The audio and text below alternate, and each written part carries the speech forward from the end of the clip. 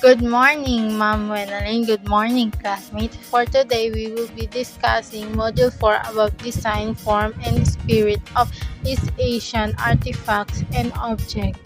Before we start our discussion, we will show you pictures of arts in China, Japan, and Korea.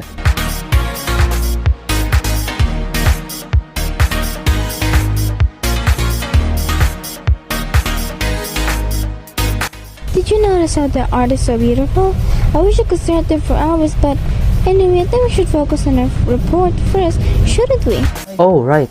Chinese artists use calligraphic skills which involve the use of dipped brushes to demonstrate the influence of Chinese painting on their work.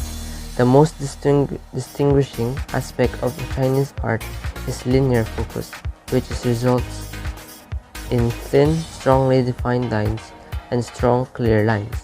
The pagoda was created by elongating the Indian stupa and combining it with palace construction by Chinese Buddhists.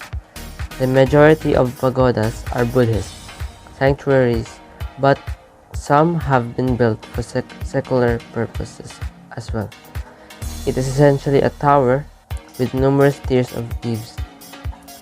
Ancient Chinese sculptures and paintings are among the most important pieces of ancient Chinese art that have been discovered. The Terracotta Army is a collection of thousands of baked clay figures discovered in an emperor's tomb. Chinese painting can be divided into three main types according to the subject matter. The three main types of Chinese painting are figure painting, landscape painting, and bird and flower painting. Figure painting. The human figure as a subject in Chinese painting appeared well before such later popular ones as the landscape or birds and flowers. The purpose behind the painting of figures in early times was mostly to serve religious or political aims.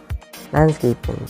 Landscape painting is traditionally at the top of the hierarchy of Chinese painting styles. The Chinese term for landscape is made of two characters meaning mountains and water. It is linked with philosophy of Taoism, which emphasizes harmony with the natural world. Bird and flower painting. Bird and flower painting is peculiar to China. Flowers and birds can be associated with almost all thoughts and feelings of a human being. They can symbolize feminine beauty, virtue, political authority, omens, and luckiness. Once established, this tradition became very popular in every dynasty. Now in Japan, woodcut is a type of painting in which an image is created by cutting a design into the face of a wooden block, then inking it and pressing it against a sheet of paper. Woodcut flourished, especially in Japan, within the later region of Asia, where figure scenes and landscapes are shown in Japanese woodcuts.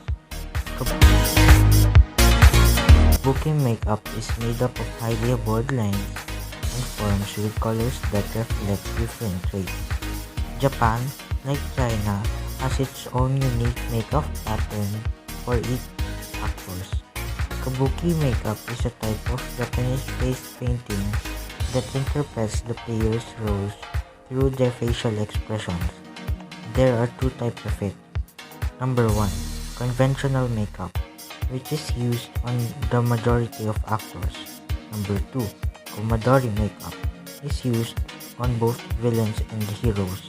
Kabuki makeup colors. Dark red expresses passion or anger. Dark blue, depression or sadness. Pink, youth.